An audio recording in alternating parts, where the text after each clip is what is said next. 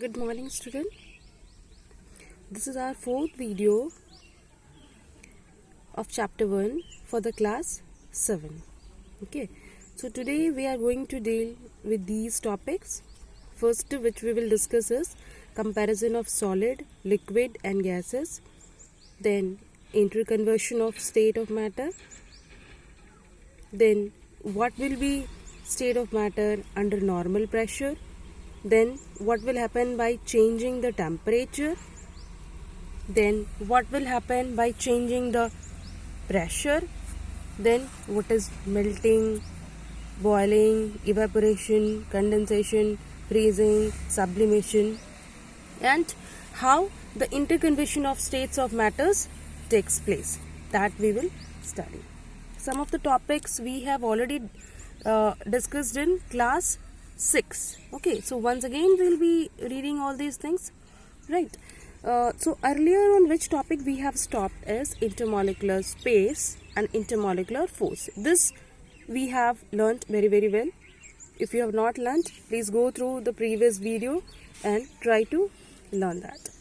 Okay, so today which topic we will deal first is comparison of solid, liquid and gases. So this one, the topic I have written for you.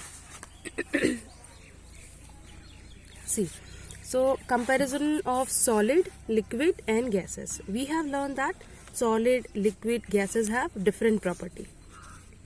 Their shapes are also different. What is the reason behind it? That also we have learned. Okay, so here we will learn that what are the differences. Okay, so what are the differences in solid, liquid and gases? Then first topic on which, or first property you can say, first property on which we will discuss is intermolecular space. We have learned that what is intermolecular space? Intermolecular space means the space between the particles of the matter. So let's say that solid, you know that one example of solid which I can see nearby me is bricks. Okay, so you can say that particles of the bricks are very close, right? They have minimum space. So first property of the solid is, in the solid space is very minimum, right? Any more solid, you can many more solid like ice are also very their particles are very close. Pen which you are using, the pencil which you are using, they are very close. So all are the example of solid, right? The next is liquid. They have more, liquid have more space than the solid. We are learning about intermolecular space. So all the topic which we will learn, all the contents which we will learn for the solid, liquid and gases will be about the space. So solid have minimum space, then liquid have more space than the solid. That's why we can change the container and the shape is changed when we will put in glass. So their shape also changes or takes the shape of the glass. When we will keep in bowl, so it will take the shape of the bowl. In the gases, now in the gases, the space is maximum, right? That is why when your mother cooks something and you are sitting in some other's room, there also you can smell that mommy is or mother is preparing something. So why? Because there is a maximum space in the gases and it also travel very fast. Okay, so now next, interparticle force. Here we have learned about space, so it's just opposite of intermolecular space, or you can here also write intermolecular force. It is same thing I have said earlier also, right? So force means they will be very close, they will be very close to each other. So in the solid it is maximum, in the liquid just opposite of it. Here is more than the solid. So here is less than the solid. Interparticle force in a liquid, you will write lesser than the solid. Then in the gases, because it is about force, about attraction. So obviously in the gas, attraction is very, very less. So it is written minimum. Next, about the shape. We have learnt that yes, solid has a fixed shape. That is why pencil, pen, your geometry box, anything cannot be changed shape. Right? Then next is about liquid. It does not have fixed shape. It takes the shape of the container. The next is gases. Gases also doesn't have shape. That is why we can compress it and keep it in the cylinder which your mother is using. We can also keep in any type of cylinder we can keep. Even it is used in the hospital also. Those who are very, very serious, they cannot respire. They cannot respire by own. So for them, what it is given? A cylinder is kept of oxygen. Artificial respiration is given to them. Artificial oxygen is given to them. Okay. The next is kinetic energy of molecules. Kinetic energy. If you remember what is kinetic energy, it is a motion. It is a motion. It is a motion of the particles of matter. So in a solid, because it is have a fixed shape, it has a minimum space. So motion in a solid, it is minimum possibility of movement. A minimum possibility of movement. Then liquid. It is in between solid and gases. It is in between. Here kinetic energy molecules movement is possible. Kinetic energy is what? Movement of molecules. So it is possible. But it is ranges between solid and gases. So it is written in between.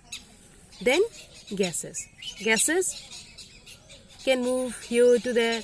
That's why bad smell also go from one place to another place. And good smell also comes from one place to another place. So that is why it is written here maximum. Okay. The next is volume. Volume. What is volume? See, here I have written for you. The space occupied by a body is called volume. In a very, very simple language. What is a space? You know that space, I don't need to explain what is a space. Right? You know already. What is, you are sitting, you are taking space. Your friend is sitting, it is also taking space. So we are learning about volume.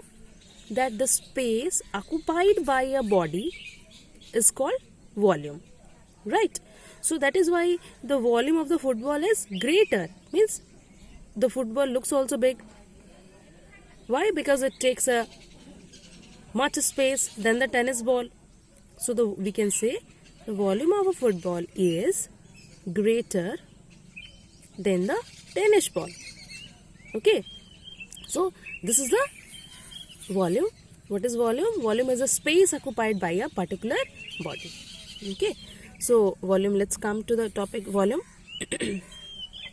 Volume in the solid, volume is fixed. Volume is fixed. It will take a fixed shape. Because the shape is fixed, so it will take a fixed volume. Fixed shape, fixed volume. Right? Then, that's why we have written here fixed volume in the solid. In the liquid, liquid also have a fixed volume. Why we have written fixed volume? Because there is a less chances of that it will take, you can change the container. You can change the container, but it's whatever space is taken, if you measure, then it will have, will take the same shape. Sorry, not same shape, that if you measure with something, it will be whether it is in a glass or a bowl, their quantity will be same. That is why it is written fixed volume. Fixed volume, right? in the next gases, it does not have fixed volume. It does not have fixed volume. Which one? The gases does not have fixed volume, and you can compress it, and if you will leave it, it will spread. Okay. Now fluidity. Fluidity. Fluidity. What you will read? Fluidity. Fluidity means how it flow. So you know that solids does not flow. So we have written solid does not flow. Then liquid. Higher to lower. You know that whenever you throw the water and the surface is not equal, then it will go from higher to lower side. So that's why it is written higher to lower. Liquid always travel from higher to lower side. Okay. Next is gases. Gases will not travel only in one direction. Whenever any smell is there, it will spread in all direction. So it's written all direction. Gases flow in all direction. Then compressibility. Compressibility means how much you can compress, how much you can suppress. To solid, like it's not possible to suppress or compress the pencil, pen, or any solid item. So here it is cannot. It can. Solid cannot be compressed.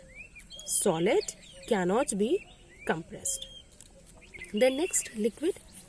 Liquid can be compressed slightly. Little bit you can compress. That's why it is written slightly.